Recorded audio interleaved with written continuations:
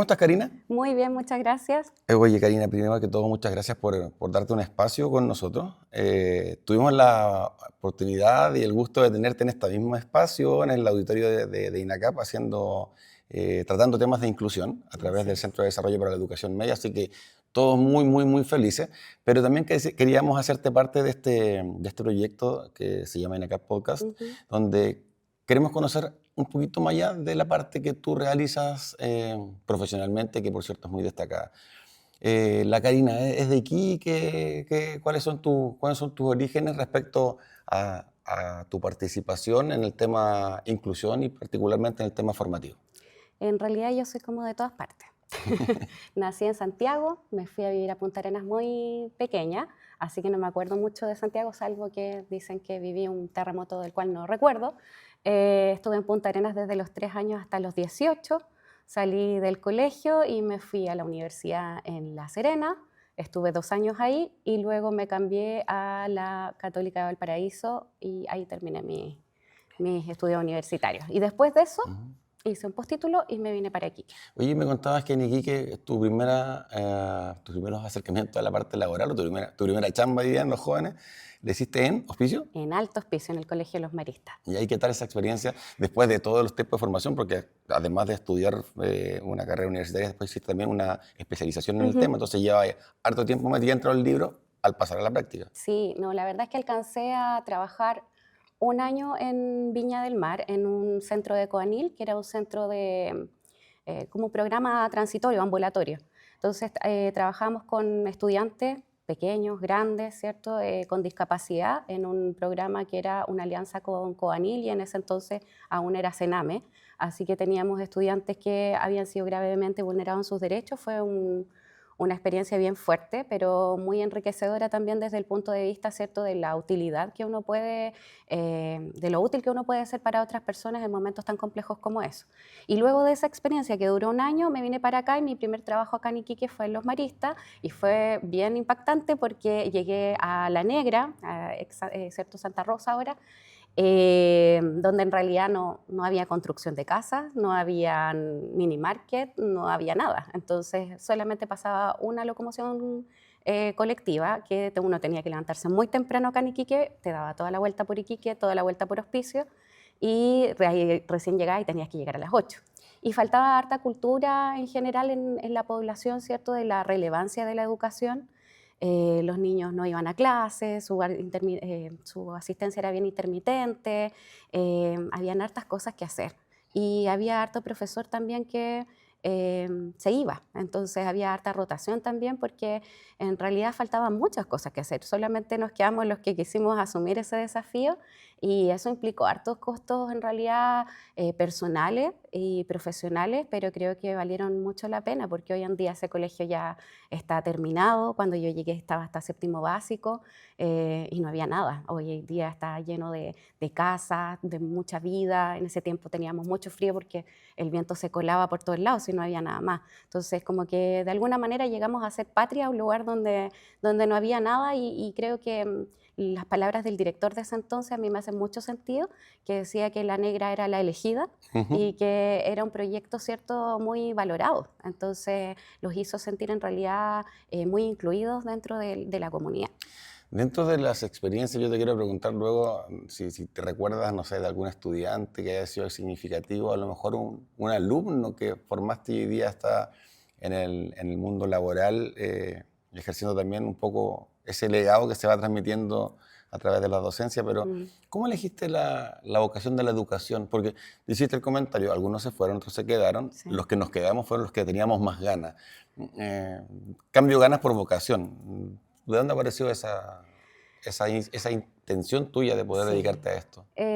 A ver, al principio en realidad yo en enseñanza media tenía un electivo que era de psicología y me gustó. Y empecé a meterme más en eso, qué sé yo, pero yo quería estudiar psicología. Y en ese entonces, bueno, pasaron una serie de cosas que finalmente no resultó y hice la postulación a educación diferencial porque tenía hartas asignaturas que tenían que ver con psicología, psicología del desarrollo, neuropediatría, cosas que a mí me parecía que eran como afines. Y bueno, me metí, y luego mi familia me dice, bueno, si quieres cámbiate, y yo le dije, no, ya no me quiero cambiar.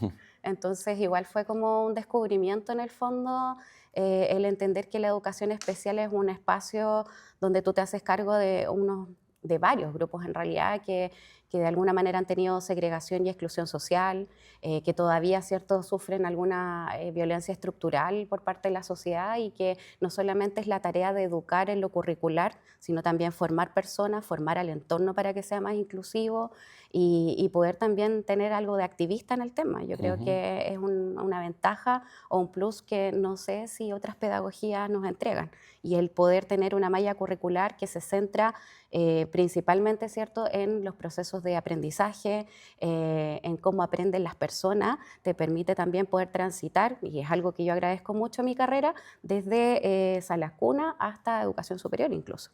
Aprendiste a, a generar como activismo, ¿no? El Ujú. otro día lo vimos, hay mucha gente que te sigue cuando tú haces diferentes charlas, porque vale la pena mencionarlo, que estás haciendo actividades acá, fuera de la región, y siempre hay un público que te sigue y que por supuesto ese día se fueron muy contentos.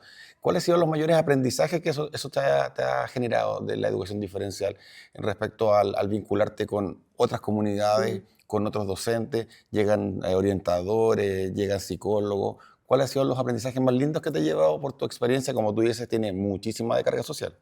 Sí, yo creo que he sabido aprovechar bien la plataforma que he creado, porque la he creado a partir también del trabajo remunerado, pero también del no remunerado. El activismo tiene mucho de trabajo gratuito y social, pero eso va generando redes. Y creo que las redes son súper importantes para poder abrir nuevos espacios, innovar en cosas que otras personas de pronto no se habían imaginado. Y como te digo, mi trayectoria laboral y esto de ir experimentando en diferentes espacios laborales te va dejando una red de personas muy rica y te va también dejando, ¿cierto?, nuevas ideas y darte cuenta que no todas las partes las cosas funcionan igual. Y Ujú. también te alimenta un poco la esperanza porque en el fondo te hace ver que sí es posible hacer ciertas cosas o exportar buenas ideas a otros espacios. Entonces, creo que desde ahí mi trayectoria entre sala cuna y educación Ujú. superior ha permitido de alguna manera tener una visión muy global de la educación, de sus desafíos, especialmente, ¿cierto?, en lo que son las transiciones, desde educación parvularia a primero básico, de cuarto básico a quinto, de octavo a primero medio y después de cuarto medio a la educación superior. Y Ujú. todos como que tienen sus quejas del nivel anterior. Sí, claro. Pero yo digo, ya, sí, está bien, si todos nos quejamos de algo, pero ¿cómo hacemos para mejorar? Entonces, desde ahí, el poder generar estas redes también me ha traído el poder conversar con psicólogos, con trabajadores sociales, no sé, pues, cuando estuve en otros cargos directivos, de poder conversar también con otros profesionales de otras áreas que como que no tienen nada que ver con educación, con la pedagogía Ujú. propiamente tal. Ponte tú, arquitectos, constructores, abogados, que a veces tú dices, ¿y qué tiene que ver esto con esto? Pero en realidad cuando tú analizas el sistema educativo te das cuenta que sí tiene mucho que ver y que sí también tú puedes enseñar muchas cosas a que ellos tengan una mirada educativa en la labor que realizan, Ujú. en los espacios educativos, cómo los vamos a disponer, qué va a ocurrir ahí, qué concepción de niño tengo en ese jardín infantil que se está construyendo. Para las Entonces, generaciones que tú has formado y que hoy día a lo mejor están trabajando o algunos que se siguen formando, me imagino también que hay una diferencia entre la expectativa y la realidad, ¿no? mm, Que quieren llegar a un lugar, llámese colegio X, con ciertas características casi ideales para poder intervenir mm, y apoyar y aportar con su conocimiento y su voluntad y su vocación. Pero no existe muchas veces ese mm, piso, llámalo administrativo, entre sí. tantas otras cosas. De tu experiencia, ¿cómo se lidia con eso? Con lo que yo quiero hacer versus lo que existe realmente en mm. cada uno de los establecimientos. O sea, es que yo siempre le digo a mis estudiantes universitarias que nada cuadra. Ujú. Y que el caos finalmente es lo único estable que tenemos. Y claro, se frustra mucho porque ya, no sé, pues si hacen una evaluación, quieren que el estudiante tenga necesidades educativas especiales para ellas poder aprender de eso. Y yo le digo, no, hay veces en que hay personas que llegan a tu consulta a hacer una evaluación psicopedagógica y no tienen una necesidad educativa especial. Y eso también es parte de demostrar el conocimiento al descartarlo. Ujú. Entonces, yo le digo, en el sistema también hay muchas cosas de las cuales nosotros nos podemos, insisto, quejar, decir que esto no está bien. El punto es cuán involucrados estamos como participantes activos para poder transformar esa realidad. Porque es súper fácil asomarse en las redes sociales y decir un montón de cosas y el dedito para abajo, ¿cierto? Y esto no me gustó y me quejo, pero ¿cuántos somos nosotros responsables también de ese cambio? Yo creo mucho en el tema de la corresponsabilidad. Y creo que cuando hablamos de inclusión, en realidad tienes que involucrar a todos los estamentos, desde el portero de la escuela hasta el director. O sea, todos tienen que saber en qué estamos, cuál es nuestro proyecto y convocar y ser comunidad realmente. No solo llamarnos comunidad educativa, sino realmente serlo, no solo parecerlo. En rigor, para que un alumno o una alumna tenga algún diagnóstico claro, necesita de un grupo multidisciplinario, Exacto. que serían, además del educador diferencial, finalmente el que interviene, ¿no? Ujú. ¿Y quiénes son los que diagnostican previamente? ¿Psicólogo, psiquiatra, por ahí anda? Depende, claro, depende de la necesidad educativa que estemos evaluando. Por ejemplo, en el caso del autismo, es el grupo multidisciplinario más grande que uno puede tener, que parte, ¿cierto?, por psiquiatras o neurólogos, educador diferencial, psicólogo, fonoaudiólogo en el ámbito de la comunicación, terapeuta ocupacional para ver el perfil sensorial. Ese es como el equipo más grande. Pero claro, muchas veces nos pasa, ¿cierto?, que cada uno como que diagnostica por su lado. Y acá la idea es como que todos se puedan transferir la información para que podamos compartir ciertos criterios. Y también ahí pasa esto de que no cuadra, pues, pero es que a mí en mi evaluación me pareció esto, no es que a mí me pareció lo contrario. Y digo, ya, pero es que los aprendizajes pueden ser inconsistentes. Podemos estar en un proceso donde a veces sí y a veces no. Entonces a veces nos complicamos mucho porque las cosas cuadren sin estudiar de pronto la naturaleza de por qué está ocurriendo lo que está ocurriendo. ¿Y estás de acuerdo con el sobrediagnóstico o no? No, por supuesto que no, po. No, no, o sea, te lo comento porque, a ver, te lo comento en primera persona. Mm. En mis tiempos, mozos, digamos, tendríamos que agregar este momento en blanco y negro, pero eh, En me, sepia. me imagino que existían necesidades educativas especiales, pero era mucho menos visible. Ujú. Me imagino porque también había menos conocimiento y qué sé yo. ¿Qué pasó con esas personas que la tuvieron y se formaron en la vida como sobreadaptados, como, no sé, se Mm, adecuaron? sí. De ahí aparece un poco ese concepto del sobrediagnóstico o que todos tenemos algo. Evidentemente hoy día están las herramientas para poder apoyarlos y tú vas viendo las modificaciones y las mejoras que va teniendo cada estudiante y eso te da por pagado todos Mm, los diagnósticos.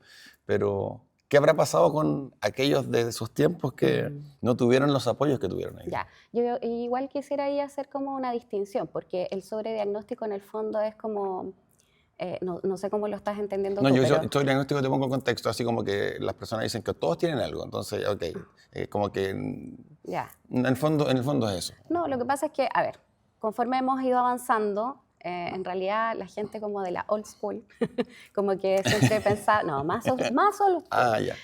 como que pensaba, ¿cierto? Que, no sé, porque estás inventando algo, que el Ah, niño no tiene nada, entonces hubo muchas incluso separaciones de matrimonios porque la mamá decía, no, si algo tiene, y el papá le decía, no, sí, está bien, tú estás como exagerando.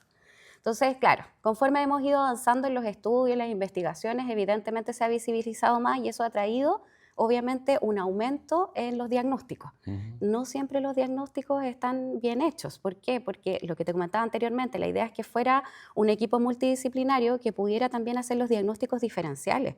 Por ejemplo, no es lo mismo tener un trastorno de procesamiento sensorial y no porque solo tienes eso vas a tener autismo. ujú, O, por ejemplo, no sé, pues tienes una dificultad en la comunicación, en el lenguaje, que no es lo mismo comunicación, lenguaje y habla, y la gente los tiende a confundir porque van interrelacionados efectivamente, pero claro, al no tener este trabajo en equipo, genera que a veces una sola persona diagnostique y a lo mejor no diagnostique bien. ujú. Entonces, desde esa perspectiva, yo no estoy de acuerdo con eso. Creo que el trabajo multidisciplinario tiene que estar presente. Cada uno de los profesionales tenemos algo que decir indudablemente. Tenemos que cruzar información. Pero claro, con las personas que ya pasaron, no tuvieron esta oportunidad de ser pesquisadas, diagnosticadas, es complejo el tema porque en realidad en la adultez también la cara del autismo, del déficit atencional, es distinta Ujú. a la que tiene un niño de 6 años. Entonces, yo creo que es bueno que hayamos avanzado en conocimiento, pero creo que también hay que verlo con cautela, porque muchas personas de la opinión pública tienden o a generalizar Exacto. o a reducir. Y creo que eso nos hace muy mal como sociedad, o etiquetar. Las etiquetas en realidad son para tener una referencia del funcionamiento del otro, para saber en el fondo más o menos cuáles son los parámetros por los cuales uno se puede mover. Pero eso no quiere decir que esa persona sea solo eso. Yo venía pensando y decía, ya, me detectaron hipertensión, pero también ya tengo mis años. Aunque no se note. Aunque no se note. Me diagnosticaron, ¿cierto?, que tengo una hipertensión, me tomo una pastilla todos los días, pero a mí no me gustaría que me dijeran, la hipertensa. ¿Me entiendes? Porque yo no soy solo eso, soy eso y mucho más. Y ojalá que no me redujeran, ¿cierto?, a aquello que además la opinión pública ha pensado que no es bueno, porque además hay una connotación como negativa sobre los diagnósticos y no entendiéndola como parte de la diversidad, como parte de la condición humana. Karina, ¿qué le falta, qué nos falta? ¿Qué nos falta a los adultos desde tu punto de vista para empatizar, para poder comprender un poquito más a los jóvenes en todo el segmento, digamos, personas con alguna capacidad de necesidad, con alguna necesidad especial o en general en tu formación? ¿Cuál es la mayor brecha que hoy día existe entre el adulto y el joven, más allá de los gustos musicales y las tendencias de redes sociales? Hablo al fondo de aquellas cosas que a lo mejor pueden dar ese puente o ese espacio para que efectivamente uno pueda ponerse los zapatos de los más jóvenes. Yo creo que lo que nos ha faltado mucho entre generaciones es la salud mental. Wow. Porque en realidad mucho de lo que reclama la gente de generaciones antiguas es que esta es la generación de cristal, ¿cierto?, que reclama por todo, no sé qué, y a su vez los de ahora dicen, sí, pues que yo estoy diciendo todo lo que tú te reprimiste. Claro. Y creo que tenemos que todavía trabajar para llegar como a un punto medio, porque en el fondo creo que en ninguna parte, en ningún ámbito de la vida los extremos son buenos, pero creo que si se ha dado este salto cuántico entre nos ponen normas y límites a través del golpe, a través del reto, ¿cierto?, la descalificación, la minimización, la invalidación de tus emociones, a este otro salto donde todo está muy latente, creo que es importante llegar a un punto medio donde entendamos, ¿cierto?, que la crianza respetuosa, por ejemplo, no se trata de dejar ser. No es un laissez-faire, es poner normas y límites, pero de una manera firme, pero también amorosa. Entonces creo que estas dos generaciones chocan por eso y no se encuentran por eso, porque no entienden tampoco que además no han recibido educación emocional. Entonces, claro, te piden regular a un niño, a tu hijo o a tu estudiante que tiene una desregulación emocional y conductual por las razones que sea, porque no son solo por TEA. También puede ser un niño institucionalizado, por ejemplo, que tenga un trauma complejo y uno dice, ya, ¿y cómo lo hago? Si ni yo misma, a mí misma me han dicho cómo reconocer, identificar, ponerle un nombre a mi emoción y además regularla. Entonces, ¿cómo regular al otro? Creo que ahí hay un ensamblaje súper importante de trabajar entre generaciones. Vamos a hacer un paréntesis de la parte profesional. Voy a volver con eso, porque te quiero preguntar si recuerdas, me han soplado por ahí que tienes una memoria privilegiada, así que yo creo que te acuerdas, pero de alguna experiencia que te haya marcado de estudiante o de compañero de trabajo. Pero ¿qué hace la Karina cuando está así, sin trabajo, descansando, un fin de semana, digamos? ¿Qué te gusta hacer? ¿Cuáles son tus hobbies, pasatiempos? Yo creo que descubrí un hobby hace no tanto, gracias a una ex apoderada, de un estudiante con TEA, que yo lo tomé muy chiquitito, también ahí en el Colegio Marista. Y él ahora ya tiene 20 y tantos años, ya salió de cuarto medio, o sea, ha sido toda una trayectoria. Y ha sido muy bonito porque, le mando un saludo a Carolina, ella es, Carolina me hizo descubrir el pádel, el stand-up paddle. Mar. En la playa. Y claro, para mí fue Yo todo un te cuento. imaginaba ya con una pala así. No, yo me he hecho y espero que la ola me mueva. Pero Carolina me enseñó mucho. Yo de verdad siempre le dije que yo consideraba que para mí eso era como una retribución de toda esta trayectoria, del apoyo mutuo que hemos tenido, primero como profesora y apoderada, y ahora en realidad se formó como una súper bonita amistad. Todavía yo veo a su hijo, todavía nos abrazamos, él todavía se acuerda de mí. Creo que ha sido como súper bonito en términos personales, pero ella a través de esta enseñanza de la tabla para mí fue súper significativo porque yo no sé nadar. Yeah. Como les dije, estuve en Punta Arenas, está difícil. Bueno, ahora ya lo hacen, esto de nadar en el Estrecho Magallanes, pero no fue mi tiempo. Entonces, claro, yo no sé nadar, tenía mucho miedo también como de no tocar fondo. Y eso me daba mucha desconfianza y yo, no sé, yo creo que de las 2 horas que estábamos ahí, yo una podía gritar tranquilamente un montón de rato de me ahogo y sálvenme.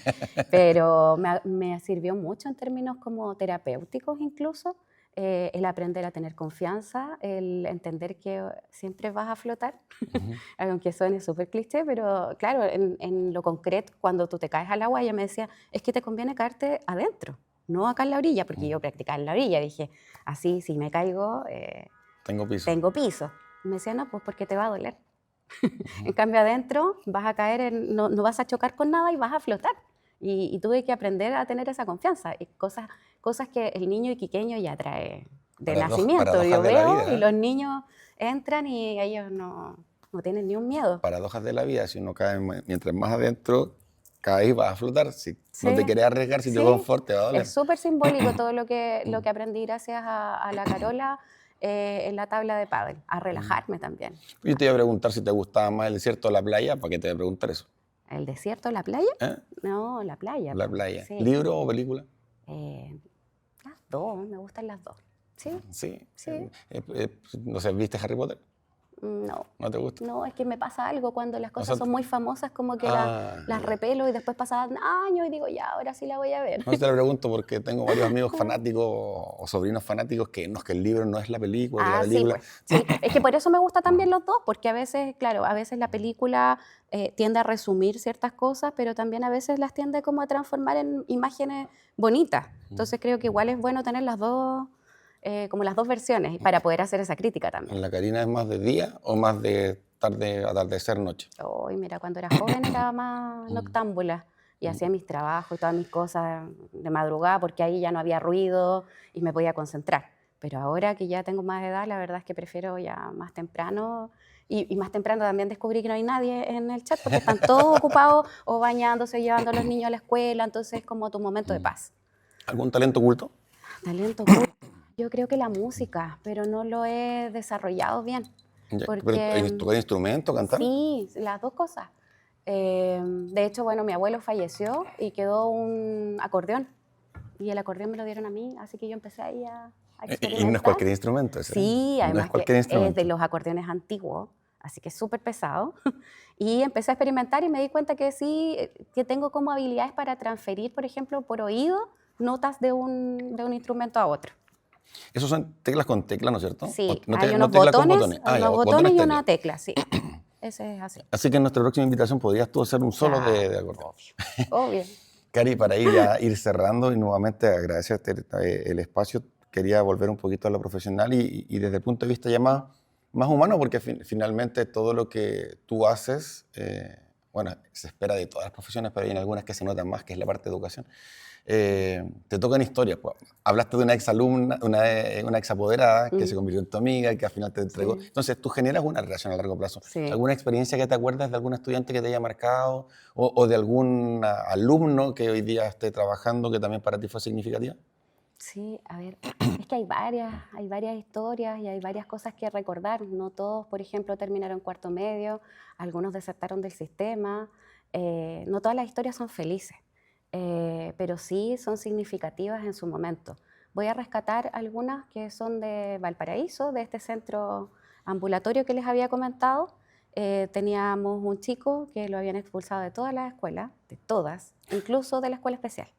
Entonces ya, o sea, en general la sociedad entiende la escuela especial, sobre todo estoy hablando hace como 20 años atrás además, con Ujú. otro contexto más crudo aún creo. A este niño, claro, la concepción de la escuela especial en ese entonces era como la parte más de la exclusión de la exclusión. O sea, ya que te echaran de la escuela especial era como ya lo último que te podía pasar. Y empecé a acompañar a Ángel, Ángel se llama, y lo empecé a acompañar todos los martes a la escuela. Entonces lo insertamos de nuevo, porque él sí tenía que ir a una escuela especial, era el proyecto que se ajustaba mejor a sus necesidades, y lo empecé a acompañar todos los martes, y empecé a hacer un acompañamiento que más que pedagógico fue más humano, y el niño finalmente se pudo incorporar a la escuela y pudo estar bien, y yo creo que ese fue un tremendo logro, porque uno lo que trata como profesora es de que los estudiantes ingresen, permanezcan, participen, egresen, ¿cierto? Y se beneficien obviamente del sistema educativo. Entonces, para uno es un triunfo que un estudiante que pudo haber sido un desertor y que a lo mejor no tengo idea qué podría haber sido de su vida si no hubiera estado en la escuela, lo devuelvas y pueda estar ahí y que pueda estar bien. Eso es el tema, no solamente estar por estar, porque a muchos niños también se les dice, no, es que si tú estás en esta escuela, o sea, si no vas a la escuela van a venir, no sé, los carabineros y me van a llevar. Y, bueno, es típico como el discurso de los adultos, pero en realidad que los niños le encuentren sentido a su proceso educativo para mí es un premio. Y otra de las historias que me marcó mucho fue la de Carolina. Carolina yo la conocí como a los 14, 15 años. Ella era, porque bueno, después me enteré que ella falleció, pero ella en ese entonces, ¿cierto?, presentaba una discapacidad intelectual severa o profunda. Entonces tú tratabas de hacer contacto visual con ella y ella no te miraba, ella parecía que no estuviera conectada con su entorno. Y empezamos a indagar en su historia de vida y claro, nos damos cuenta que su mamá también tenía discapacidad intelectual, que vivían en condiciones muy precarias, pero muy precarias, pues las trabajadoras sociales nos comentaron esa situación y la chica nunca había ido a la escuela, nunca. Entonces también buscamos un espacio, encontramos una escuela y la última vez que la vi, y siempre recuerdo como esa imagen, la fui a ver para unas fiestas patrias. Ella estaba con su vestido ahí de guasa y esa vez me miró y me sonrió.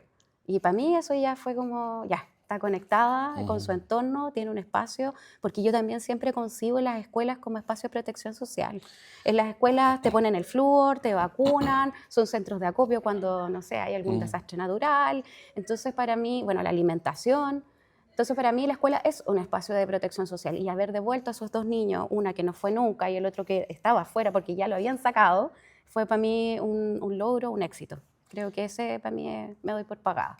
Si lo dijiste en tu charla, me acuerdo también del vínculo que existía con las personas que podían regular a los chicos. No solamente era el encargado del área, sino que era la persona que generaba un vínculo. Exacto. Y eso es lo mismo que se espera desde la institucionalidad, digamos, del colegio. A los 18 años, todos los, bueno, 17, 18, toman una decisión de qué estudiar. Si tú tuvieras que volver atrás, ¿qué sugerencias le darías desde el punto de vista vocacional a la Karina? No, que siga nomás, porque la vida es sabia. Porque yo quería otra cosa y por esas cosas de la vida las cosas salieron como salieron. Terminé postulando educación diferencial y después no me salí nunca más. Entonces creo que igual es bueno explorar, no tener miedo también a abrirse a otras posibilidades, a otros proyectos de vida, a no tenerle miedo al fracaso, al error. Porque muchas veces también, pues, por lo menos en mis estructuras que eran más rígidas y también por una cuestión generacional, como que te tienden a decir que tú tienes que ir y tienes que empezar y tienes que terminar y todo tiene que salir bien. Y hoy en día creo que ya tenemos más conciencia de que el fracaso y el error también es parte del aprendizaje y también es parte de darte cuenta de dónde, en qué proyecto vas a ser más feliz. Yo recuerdo cuando era jefa de carrera de educación diferencial, llegó una chica y la chica se pone a llorar porque me dice que toda la familia de ella, todos eran abogados. Por lo tanto, por herencia, ella también tenía que estudiar leyes, ¿cierto? Y convertirse en abogada de la familia. Y ella llora muy amargamente y me dice, es que yo quiero ser profesora y quiero ser educadora diferencial. Y yo le digo, mira, ¿sabes qué? Por una cosa como de lógica de vida, generalmente, ¿cierto? Tu madre, tu padre van a fallecer antes que tú por una cuestión obvia y la que se va a tener que seguir levantando todos los días eres tú para ir al trabajo.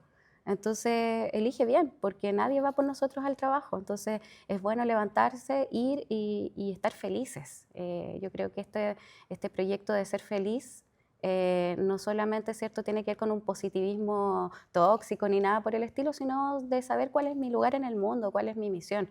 Y desde ahí también tener ojo, porque, claro, hay gente que ve las cosas de una manera muy mercantil, que cree que cuál es la carrera que me va a dejar más plata. Y evidentemente la pedagogía no es esa carrera, pero yo Aunque sí, debería. aunque debería, pero yo sigo acá y sigo acá porque en realidad esto es lo que me gusta, esto es lo que me convence, aquí es donde yo siento que soy útil para el mundo y desde ahí, ¿cierto? El tema de las lucas, sí, obviamente que es un tema, pero cuando uno se implica a un nivel de compromiso superior con lo que estás haciendo, el trabajo te llega solo. Y te llega también por el liderazgo que uno puede llegar a marcar en las trayectorias educativas de los estudiantes, en el recuerdo de los apoderados, en la trascendencia finalmente. Porque al final los profesores eso hacemos, trascender es un proyecto muy a largo plazo.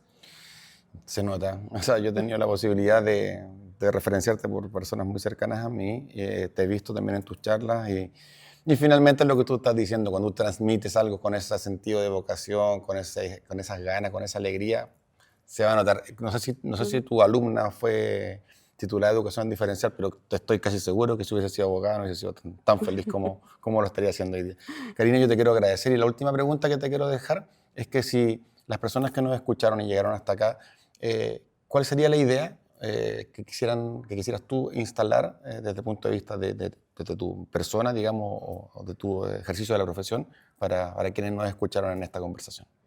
¿Qué mensaje les dejo desde mi profesión? Sí, sí, sí. Que nuevamente, pues la corresponsabilidad, que a veces el tema de la educación diferencial parece súper lejano, que a veces pensamos que a nosotros nunca nos va a tocar una persona con discapacidad o con alguna necesidad y está más cerca de lo que pensamos.